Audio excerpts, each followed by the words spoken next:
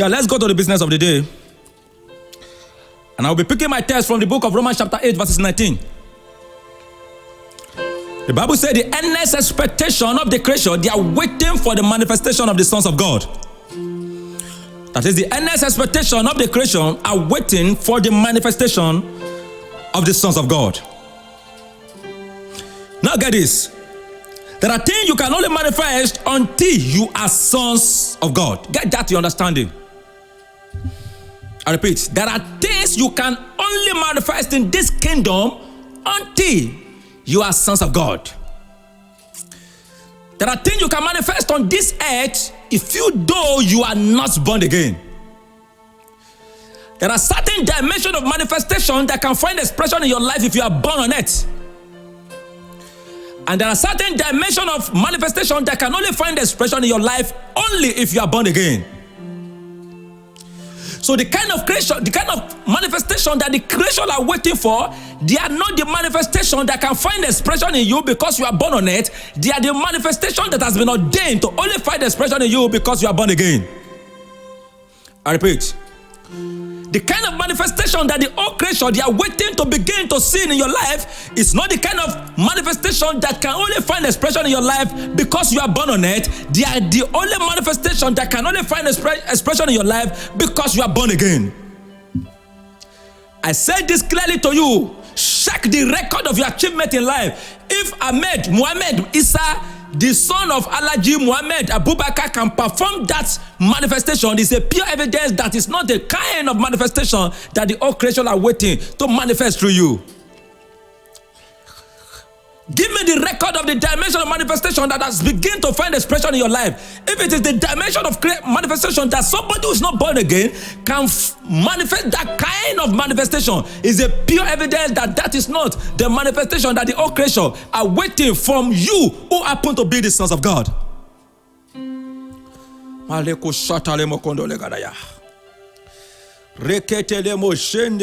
So I ask you, the good thing you are doing now, if you are not born again, assuming you are just moral, you are intelligent, can you achieve them? There are certain good success you can achieve on this earth. If you are morally okay, even though you are not born again, you have good judgment of things that are good, have good judgment of things that are wrong.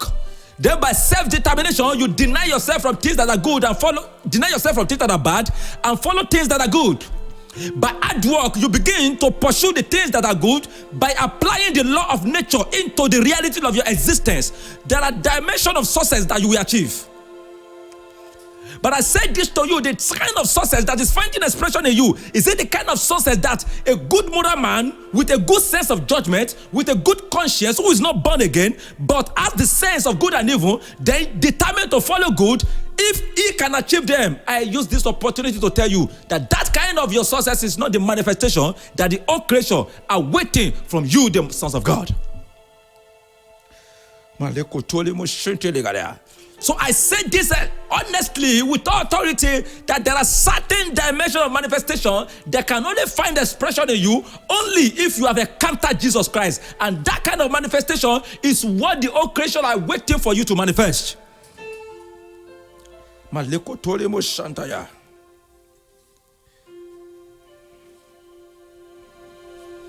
Get this.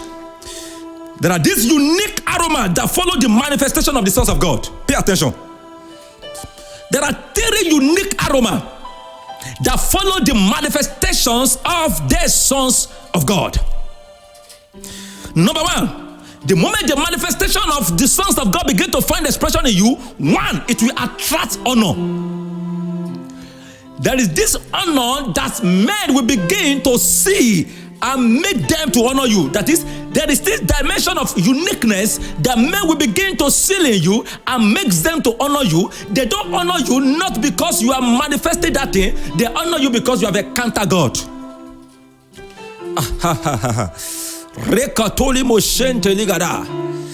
That is, they honor you not because you produce that manifestation. They honor you because you have encountered God, because they know that there is no man that can produce that certain dimension of result, or else he has encountered God. That is the kind of manifestation that Nicodemus saw in Jesus, that make him to Nicodemusly come to Jesus at night and say, we know With the association of the Pharisees and Sadducees, we know.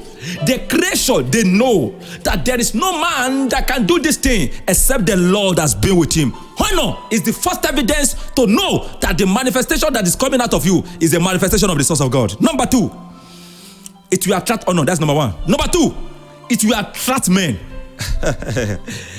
When the dimension of the manifestation of the sons of God begin to find expression in you, it will attract men.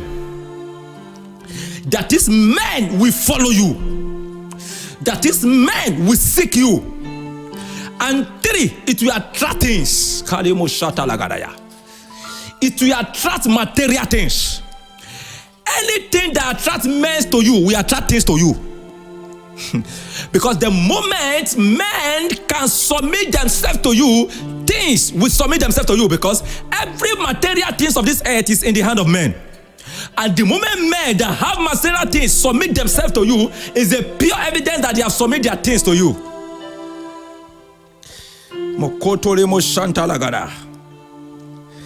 So when this thing begins to find expression in you, it is a pure evidence that the creation have seen the manifestation of the sons of God in you. Can I say this to you? Money is a creation that are waiting for the manifestation of God in you.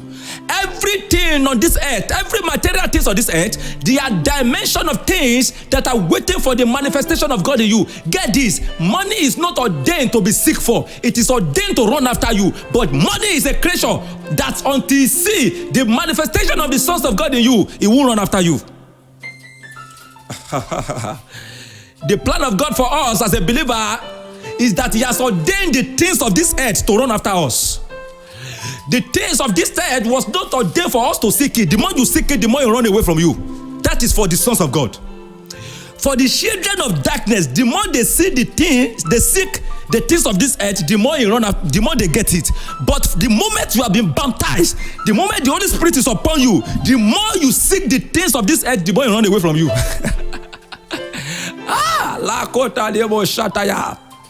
But there is a system that eternity has put in place that will make the things of this earth to begin to run after you. And that protocol is when they begin to see the manifestation of the sons of God in you. Naturally, the things will begin to draw to you. So I said this to you now, there is a version of you that the things of this earth are waiting to see. There is a version of you that the kingdom of darkness are waiting to see. There is a version of you that men are waiting to see. Until they see it, your life cannot command honor. Until they see it, your life cannot command material things. Even though you pray for them, they won't come, because it is not the prayer of your mouth that bring material thing. It is the voice of your life. We have 3 dimensions of voice in the kingdom. We have the voice of your mouth, the voice of your heart, and the voice of your life.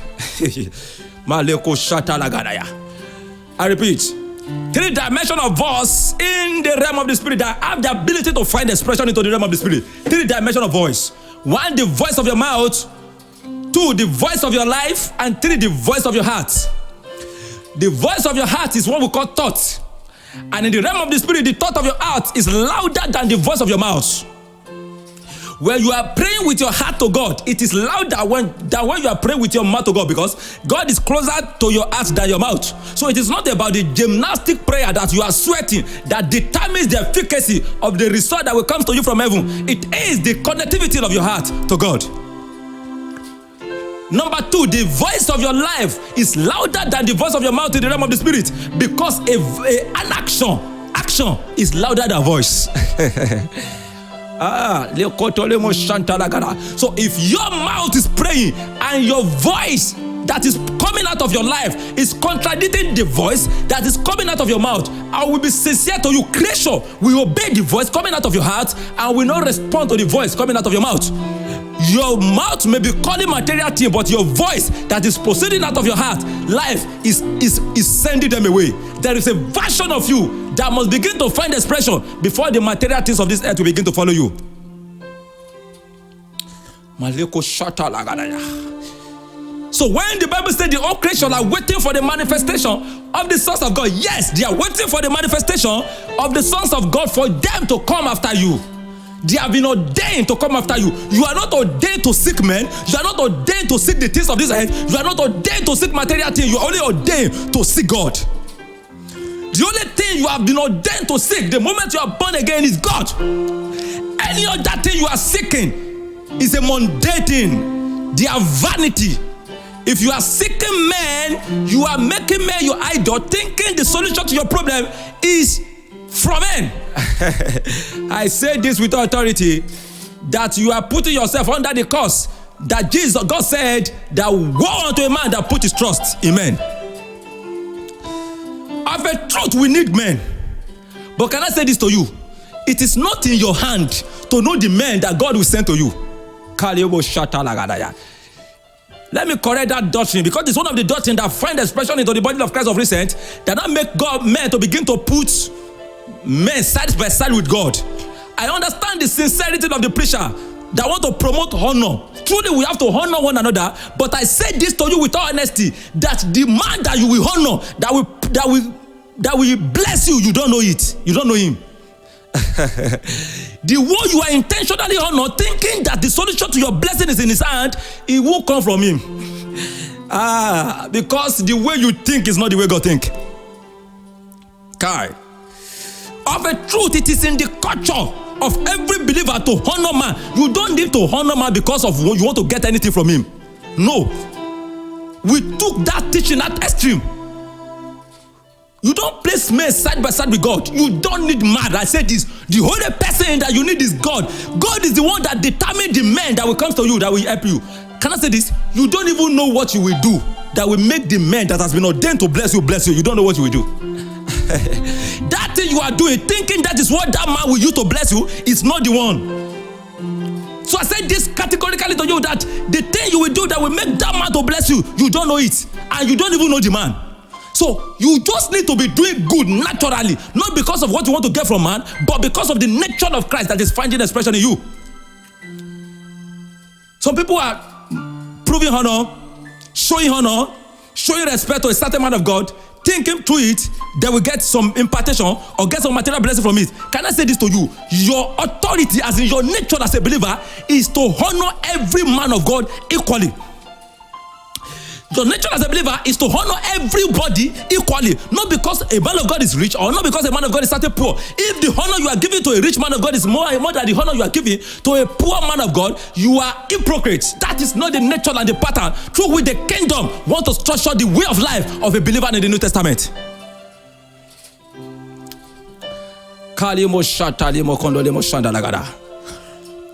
So I say this to you, you don't seek men. You don't seek things. The only person that have been ordained for you to seek in this kingdom is to seek God. And the pattern through which He wants to reward you, you don't know it. Of a truth, it is through men that God will bless you, but you don't know the men. All you just need to do is to begin to do what God has put in you to do by the nature of Christ in you. Treat men equally. Not because of what you want to get from them, but because of who you are in Christ. I repeat, not because of what you want to get from them, but because of who you are in Christ.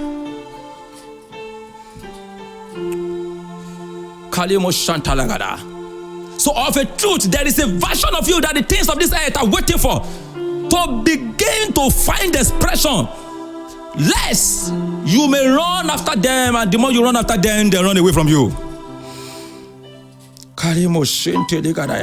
So you must understand the three voice that proceed out of man, and until the voice of your heart is equal to the voice of your life, the voice of your mouth cannot produce any result in the kingdom. Until the voice of your life is equal to the voice of your heart, and the voice of your heart is also equal to the voice of your mouth, there is no result that may come from you to you from the realm of the spirit.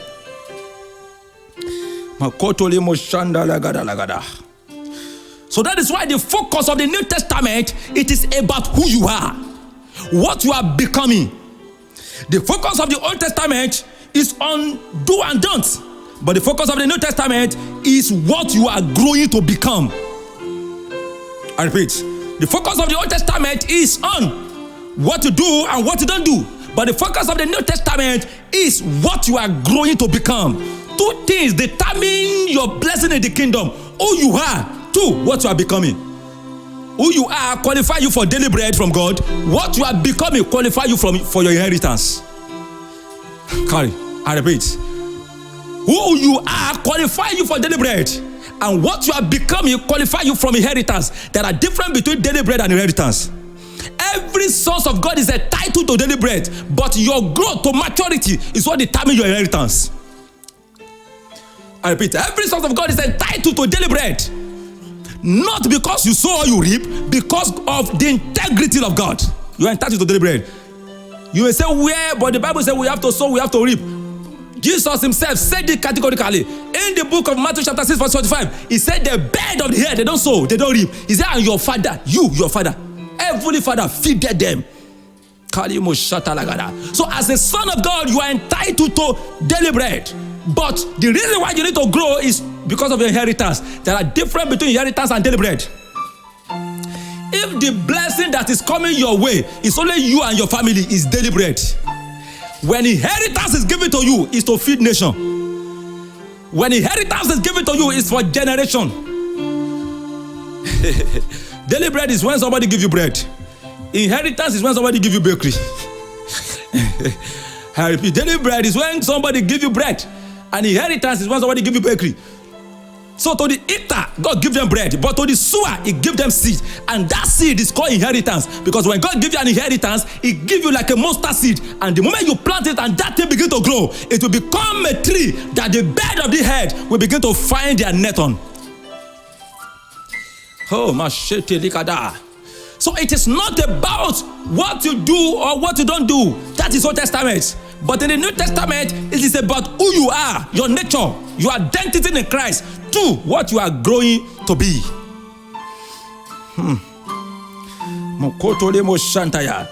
So that you are growing, so that you are becoming, determines what you are becoming. I'm said determines your manifestation.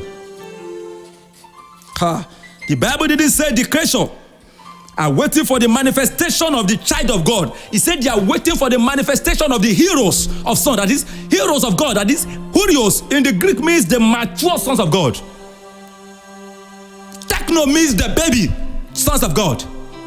That is the baby children of God, the techno. The hurios means the mature sons of God. So, and that Bible verse from the Greek, he said the whole creation, they are waiting for the hurios, sons of God, which simply means they are waiting for the mature, the manifestation of the mature sons of God. Creation are not waiting for manifestation from the baby Christian. They are only waiting for the manifestation from the mature believers. So that is why in this kingdom, who you are matters. And what you are becoming matters to the kingdom. I repeat, in this kingdom, who you are matters. And what you are becoming matters to the kingdom. Those are the two conditions of manifestation. The first, who you are, you have been born by the Spirit, that is your identity. Two, what you are becoming in the kingdom.